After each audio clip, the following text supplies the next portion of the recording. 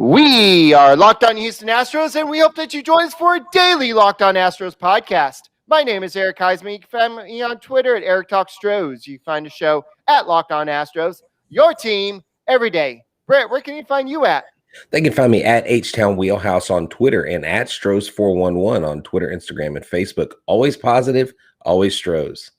All right. Well, the Astros did lose tonight. Unfortunately, it was a brutal scene in the sixth inning. We'll have to talk about that. There was a whole bunch of boos, and Zack Greinke once again he struggled. He did not pitch more than 4 innings, and so we'll have to talk about this and more on today's episode of the Locked On Astros podcast.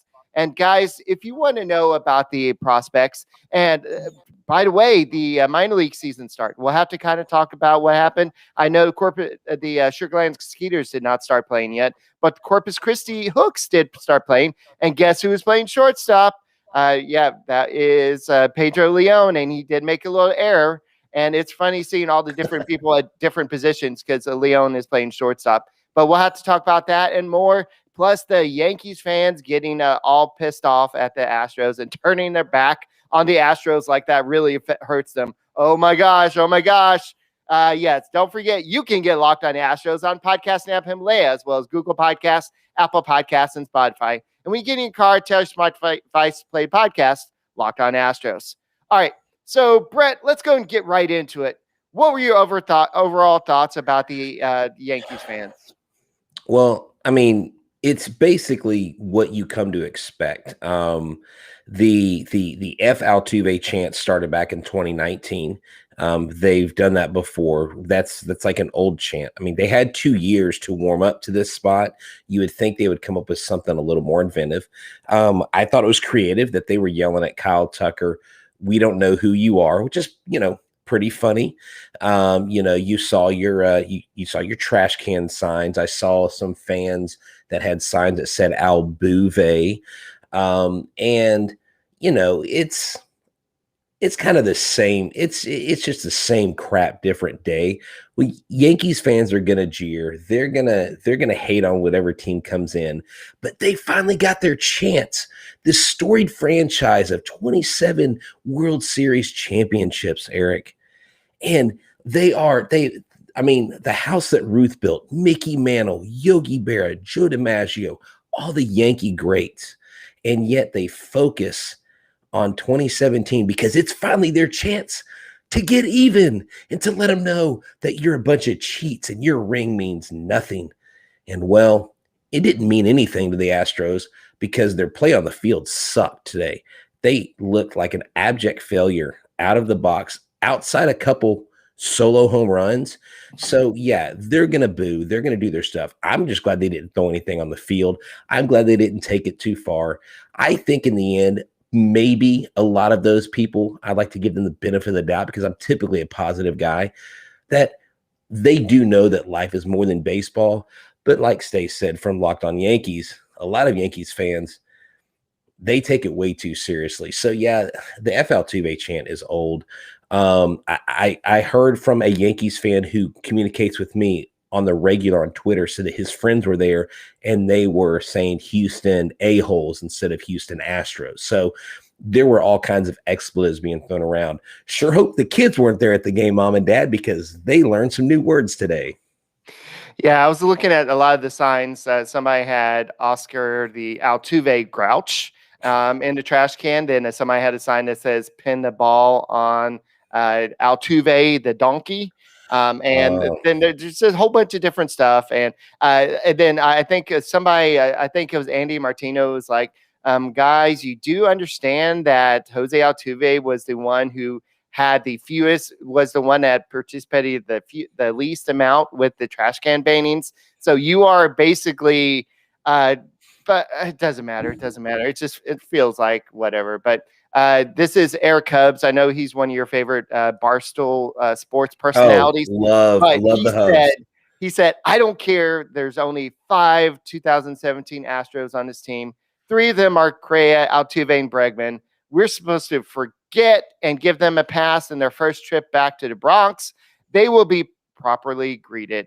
And yes, they were doing the F Altuve chants. They were doing the F the Astros, and they were doing it felt like a playoff atmosphere there. No, it And did. but for the first 3 innings, then they're like, oh, you know what? Let's go and drink our beer. Let's go and have some hot dogs. Let's go and talk to our friends. And it kind of like during the Yankees at bats, it kind of calmed down a little bit. And Well, then when Altuve came up, oh no, screw you. well, here's the thing, and I mean, Stace gave a pretty good explanation of it last night on our podcast. They hate Altuve because he has been such a pain in their ass for his entire career. He has done nothing but cause grief. Carlos Correa, who typically hits well historically in Yankee Stadium, did not hit well. And like Johnny Munoz is saying, yes, too many walks.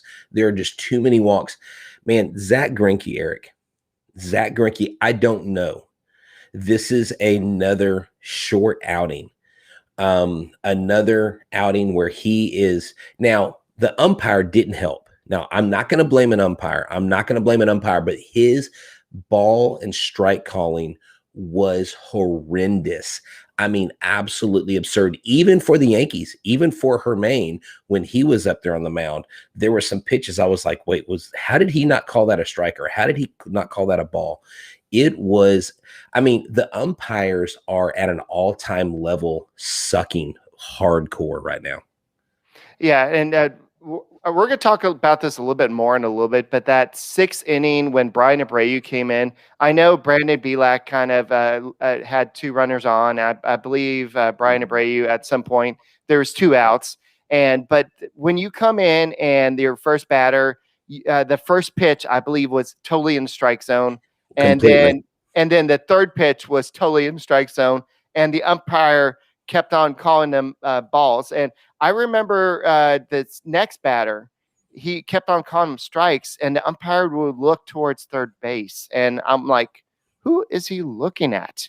It's like he kept on trying to, he was like looking at somebody. Oh, I had to call that strike. I mean, I had to call that strike. It's like it's like, maybe the Yankees are tape system. cheating with an extra umpire in the stands. Maybe they're inventing ways to cheat. I'm joking. I'm totally joking about We're that. kidding here, but it's just crazy here. So, by the way, guys, how do you like our new background?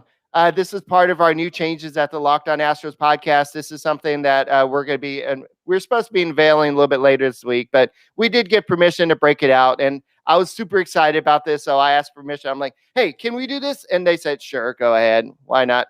So I'm super excited about this. There's some big things going on with the Locked On Astros podcast. And thank you, as always, for Johnny and Trevor and all those people that listen to Locked On Astros podcast every day. And hopefully big things are coming for us. So speaking of which, let's talk a little bit about Built Bar. Okay, Built Bar. Built Bar is the best tasting protein bar in the business. If you've listened to our podcast before, you've heard me talk about it. And I don't promote something that I'm not sold on. If you look at my fridge right now, H-Town Wheelhouse's fridge, I've got a ton of Built Bars. We've got coconut brownie chunk. We've got double chocolate. We've got salted caramel. You name it, we got it. I slam 1 to 2 of these bad boys a day. Why? Because I'm healthy conscious. I'm trying to lose and maintain, well, not maintain my weight. I'm trying to lose it.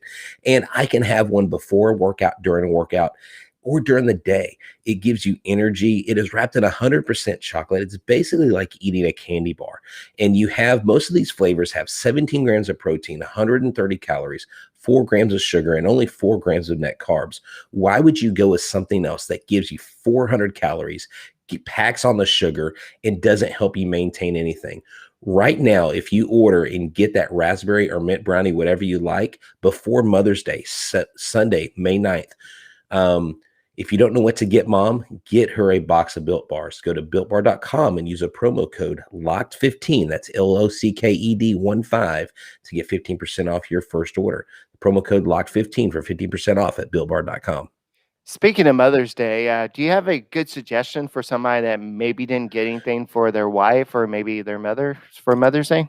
I'm glad you're asking, because this episode is brought to you by 1010, a capsule collection of diamond rings that are responsibly sourced, limited edition designs at fair price points. 1010 is an exclusive collection of creative styles of diamond rings designed by 10 of the most distinctive designers working today. Rings sure to bring light into her life. Using only diamonds responsibly sourced from Botswana, 10 female design masters have each produced a uniquely beautiful ring, ideal for engagement, for Mother's Day, or simply a beautiful conversation piece. Go to BlueNile.com if you are in the look for a Mother's Day collection ring. I checked these out and I was blown away myself by the beautiful and simple ring from Lola Finehurst. These are impeccable and they're unique. You're not going to find them anywhere else. You're not going to go to the mall or go to a kiosk and find a ring like this. If you're on the hunt for the perfect ring, unique, that she'll love, then go to the internet and search the words 10 by 10 only at BlueNile.com. All right, guys. I don't want to be one of these podcasters that just says, "Oh yeah, let's fire Joe Neves," and and that was a two-pitch walk. Somebody says that, but basically that was a two-pitch walk. Unfortunately, it was a situation, and it didn't help.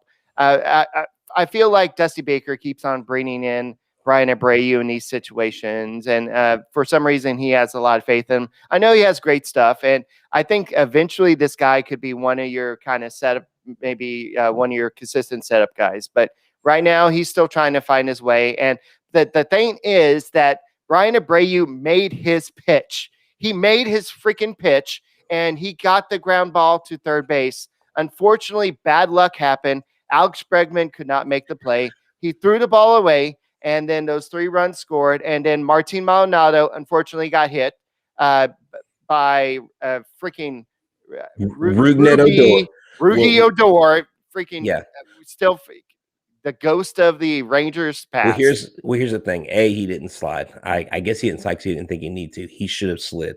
Number 2, this ball that Bregman threw. Bregman is a go-getter. He is a master at the bare hand. But he should have. And of course, this is a split-second decision. So for me sitting on the couch, it's easy for me to say, you shouldn't have thrown that. But he shouldn't have thrown that. I don't think Bregman makes that play twice in a row and makes that throw a second time in a row. And then another thing that a lot of people don't talk about is Yuli should have gone ahead and pulled himself off the bag. Yuli's trying to stay on the base to keep his foot there to get that out. But if you can't get that out, keep the ball in front of you so you limit the damage. And so that's what he needs to do.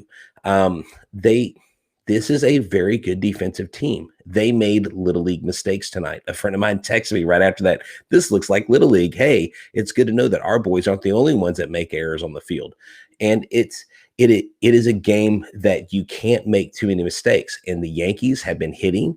They didn't even need to hit the ball hard. They hit the ball with soft contact in that inning, dinks and dunks here and there, and they scored. I mean, you cleared the bases with this. You cleared 3 runs. It was basically a 3-run double, but not counted as a 3-run double because of the errors. So things fell apart, and they just weren't outside a couple solo home runs and a couple hits.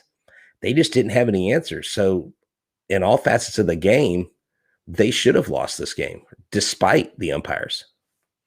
Yeah, so speaking of which, what the play in that inning where Martin Maldonado was injured, apparently after the game, they said that it was just a little contusion, nothing major. There's no concussion. I know that what happened was Odor hit him. He basically kneed him in the shoulder and possibly maybe with his feet or with cleats in his head or something. But apparently there's no serious injuries to report. So he should be available. I think he was going to get the day off anyway tomorrow. So you may not see him in the lineup tomorrow, but you'll definitely see him catching Lance McCullers in game 3 of the series. But Jason Castro did come in and get a hit. But unfortunately, the Astros do lose this game. But looking at the start of the game, I don't know how Zack Greinke was able to get out of that first inning with only allowing those 3 runs. He just looked like he was totally overmatched today. He just looked like it's kind of like us being both teachers. You come with not knowing your lesson plans. You don't know what you're going to teach. You're just like, you know what, man, I'm not saying that's what happened. That's just what it looked like. It just looked like he wasn't prepared for a situation. I think the fans booing. I don't mean Zack Greinke is not the type of guy who's going to really. It just seemed like nothing was working for Zack Greinke today. He walked 4 batters in this game. I think that's more than he's walked a lot. And but this is the second straight game that he can't go more than 4 innings. Yeah, And he that was a key. That was a key that we talked about. Greinke has to go at least 5 innings. Hell, I mean, Eric, when he threw that 72-mile-an-hour curveball and it just got crushed out of the stadium, it was like, well, no, duh, they're going to key in on that. And I don't like this trend, Eric. This is the third start this season that he's gone this short of an outing. And I'm not saying Greinke's done, but man, tonight I had thoughts. I wonder if the trade deadline came around. I don't know. Maybe he's got too much salary on the books to offer him for a trade. But I mean, if this is what we're going to get, why not post his value on, hey, he's got 16 years experience. He's a great starting. I don't know. Like, I was that frustrated with them tonight, The Astros could trade him, but what message are you sending the Astros fans if you trade him? The Astros would have to be at the bottom of the AL West at that time. They're not going to do that. They're still, unless they're just the bottom of the barrel team, they're not going to do that. If anything, they're going to try to add at the trade deadline, maybe a reliever, maybe a number 5 starter. But by that time, you're going to have Framber Valdez back, and Zack Greinke is going through a time. You said that time. You were like trying to growing pains. No, he's too old. No, he's sucking right now. He's going through a period of suckage. And in baseball that happens. But Eric, this team is under 500. We don't have the luxury of waiting for a guy to have 12 starts to get warmed up. This isn't some abbreviated season. Framber Valdez couldn't come back soon enough. It is imperative that we get the win tomorrow, because I think that the tough game is against McCullers. I mean, with McCullers and Cole. Yeah, tonight's game was the exact opposite of what I thought would happen. I mean, I predicted a 9-1 victory by the Astros. I have never been more wrong. That's why I don't bet a whole lot, unless I use, Bet Online, but that's a whole nother thing. Hey Brett, what is Bet Online? See, Bet Online is the sportsbook experts. Like, you don't want to depend on me for your sports betting. Go to Bet Online. If you want to know which horse to come up in the Preakness Stakes, you need to go to betonline.ag. Baseball season's in full swing. Hey, how many home runs is Jordan going to hit or not hit? How many games is Greinke going to go 4 innings or less? It's out there. They have all the props bets, NHL, NBA. If your NBA team is in the playoffs, unlike the Rockets, or who are the Rockets going to pick with the number 1 draft pick with the worst record in the NBA? Don't sit on the sidelines. They're not guaranteed on that. Well, but then you can bet on them getting the number 1 draft pick. So don't sit on the sidelines. Get in the game. Go ahead and prep for your team's playoff run. Head to the website and use the promo code Locked On for your 50% welcome bonus when you sign up. betonline.ag. They are your sportsbook experts. I actually made some money and won a few bets during the Super Bowl, so I know that it works. Go check it out. Alrighty, so everybody keeps on saying, well, y'all are being soft on Straw. He sucks. Here's the situation. Who are you going to put out there? The Astros have put themselves in a situation where they have no other options. I mean, are you going to put Pedro Leon out there? He's playing shortstop right now for Corpus Christi Hooks. Today, he went 0 for 4 with 3 strikeouts. He made 1 error, a throwing error. And so, yeah, he has a dynamic throwing arm, but he's he has a dynamic throwing arm that can't throw accurately.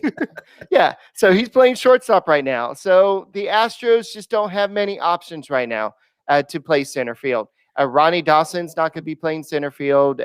Yes, you can have Chas McCormick play center field, but he's not batting that much better. So the Astros just have put themselves in a situation they don't have any other options. Miles Straw is your guy. Like, coming into this game, his last 10 games, he's hitting 270. That's not hitting the cover off the ball, but he has actually been hitting better. He has been getting key hits when we covered that last show. He's been getting hits and 2 out. But Nobody was getting the hits tonight. I mean, it would have been beautiful for Michael Brantley to hit that shot to right field up in the suite and have 2 or 3 men on base. That would have changed the whole trajectory of this game. And thoughts on Kyle Tucker? I do think he needs a rest. Kyle Tucker is mentally tanked right now. I don't think his head is in the game. I think he's discouraged. I mean, he hit into another double play tonight. It just seems like he's not in sync. Kyle Tucker could use some time off, but who do you put out there with him? I would probably put Alednis Diaz out there because to me, he's been swinging a pretty decent bat, Eric. He's been pretty dependable out there. Yeah. So one thing that I was upset about with Miles Straw today was his slide. He totally beat that throw to second base, but because when he's sliding to second base or third base or wherever, he kind of digs his feet into the ground and then kind of kicks up and then puts his feet down. Well, that's not. I mean, I haven't played baseball since high school, and even then I wasn't very good. But I do remember the coach saying you're supposed to kind of keep your feet up and then hit the dirt like closer to the bag. He should have gone in head first on that slide. He should have gone in head first. You know what I'm saying? Why did he slide feet first on that?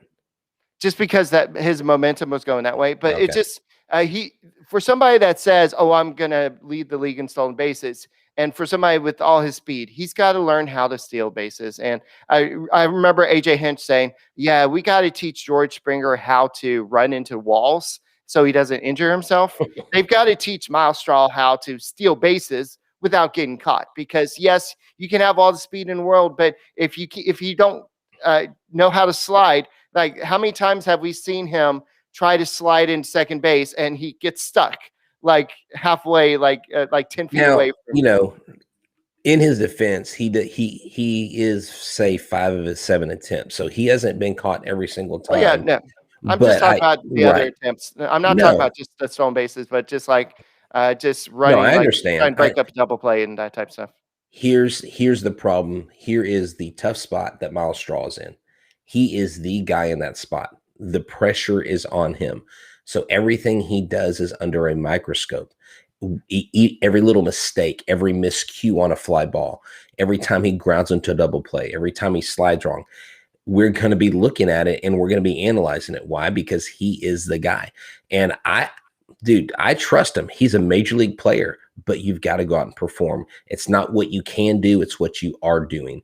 That's the bottom line.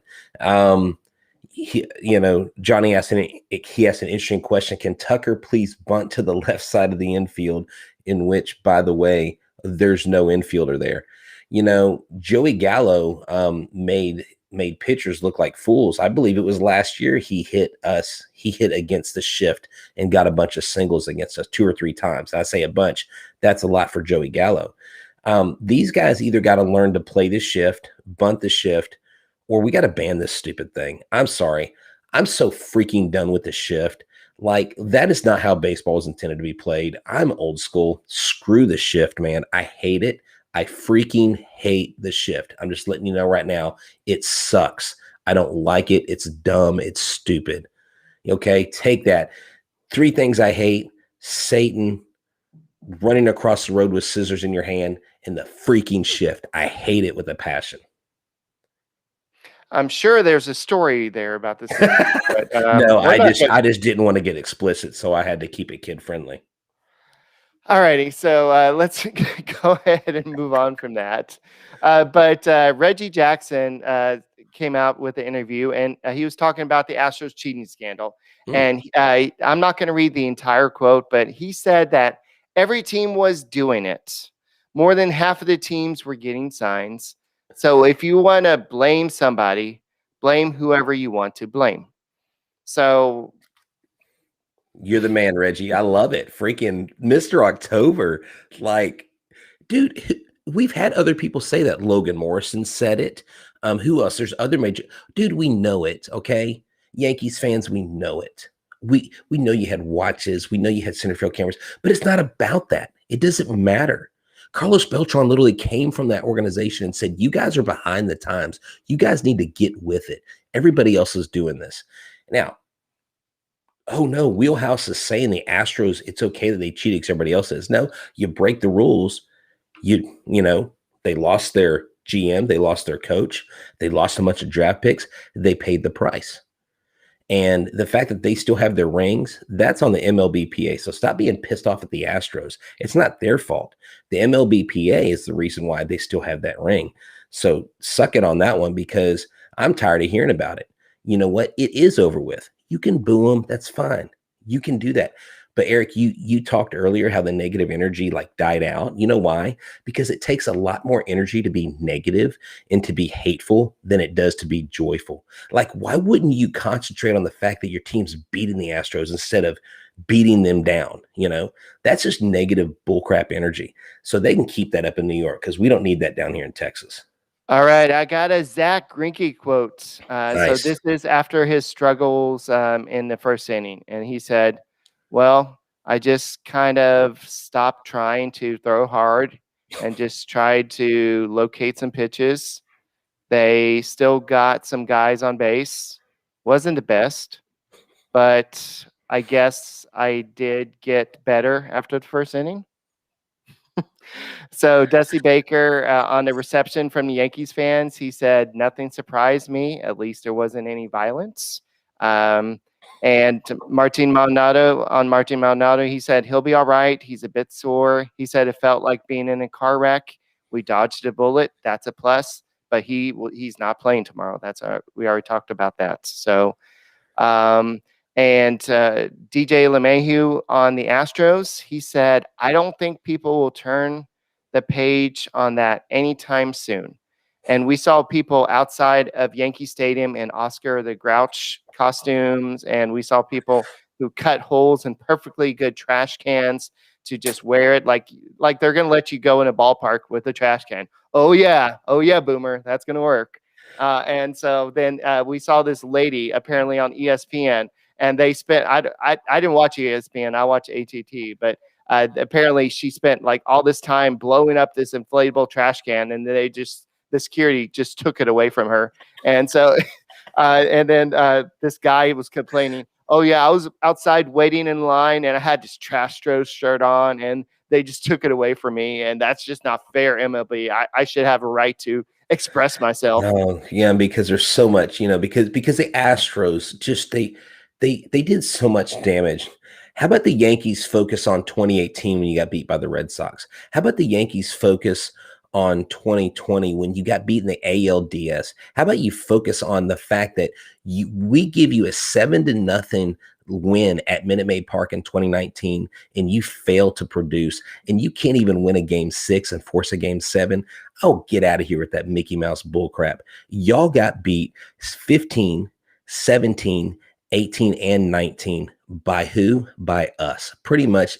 There you go. End of story. Not 18, but 15, 17, and 19.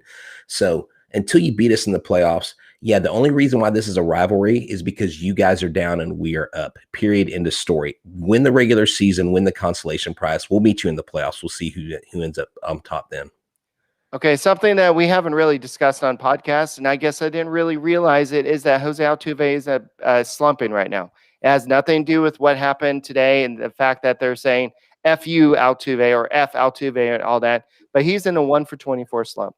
I He know is. he came back from the testing positive for COVID-19, and he came back all gangbusters and just crushing the ball. Now all of a sudden he's struggling. That's fine. But we need if he's going to be a leadoff hitter, we know that he could be one of the best leadoff hitters in the game. He needs to get out of this little slump. And unfortunately, looking up and down the lineup, I know Brantley had the home run today, and then you had Bregman hit that home run. And I don't know if you saw my tweet, but I put out there that Bregman banged that ball into the trash can in the Yes. bullpen. I So saw that. Yes, I saw the bang reference. You like those? You like putting out bangers, as the kids say. But yeah, Eric, his last multi-hit game was against Seattle on April 26th, where he was 3 for 5, and it's just, I hate to see Altuve struggling. Again, to me, he's not swinging at the right pitches. He's either A, not seeing the ball well, or he's pressing. And we've seen that when he does go on a slump, he presses. And when he presses, he gets outside of himself. He needs to refocus. Man, it would be great to have someone go out there, shoot, put Diaz on second for a game. Let Altuve rest. I mean, or hell, let Altuve rest during the Garrett Cole game. Why the freak not? I mean, put Carlos Correa in that leadoff spot, put Bregman in the leadoff spot, give out Altuve is going to need a day off, I think. And I mean, there's not a day off. I mean, is there a day off Thursday this week before they play the Blue No, Jays? we had a day off on Monday, so there's no Okay. day off. Okay. Well, it's freaking rest them for the Blue Jay series. That's what I would do. Let him play tomorrow on that day game. Let him rest. He needs a mental break. You're gonna sit Altuve versus Garrett Cole. I mean, why not? He's striking everybody out now. Altuve's striking out, so why put him out there again to get beat down? I mean, I'm just saying, Eric, what's it going to hurt? He's 1 for 24. Now, if he comes out, I'm just telling you, he needs a mental break. Why sit him during a weaker pitcher when you can sit him during I don't know, whatever. Or just tell him to bunt. Freaking bunt, dude, okay? I think Altuve will actually excel versus somebody like Garrett Cole. The Astros want to go out there and face somebody like Garrett Cole versus Jordan Montgomery, who they're going to be facing today or tomorrow, depending on when you're listening to this podcast. And Luis Garcia will be on the mound. I know we talked about this, and I thought that this would be a little bit closer game. Game one, I think I said 4-3. I thought it was going to be a blowout, but the other way. Yeah. Unfortunately, the Astros bats didn't really respond too well. So I know Jordan Montgomery, Stace wasn't too excited about that. The Astros have had some success versus him. So we'll have to see what's going to happen. Luis Garcia, he's due a win. He's pitched too well this year to not have a win so far. And his Jake Odorizzi could be coming back to the rotation at some point in the next week. So I think we'll see a good effort from Luis Garcia. I think that the whole atmosphere, maybe the Astros just felt nervous or some reason, but I think really this all comes down to the bad first inning by Zack Greinke and the sixth inning, the bad throw. Alex Bregman, he's going to make a good decision most of the time. He's going to make a good throw most of the time. Unfortunately, it was just a bad situation where he threw the ball away, 3 runs scored, and Martin Maldonado ended up getting hurt in that play. And that's it.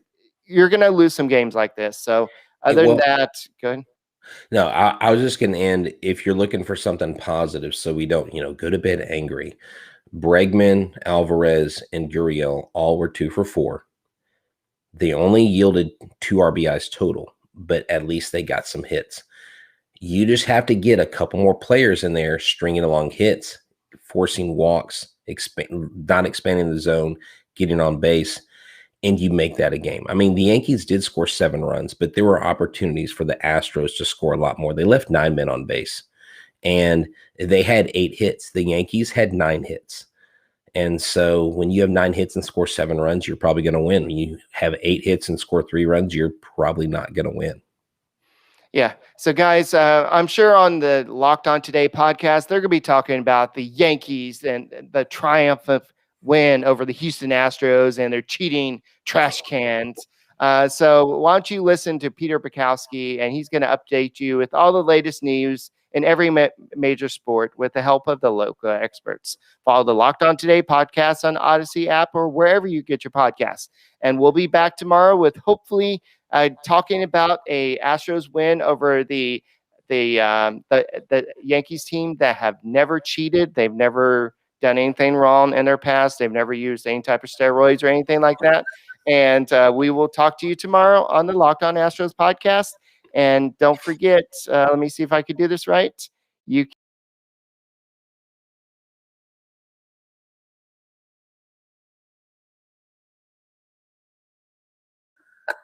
and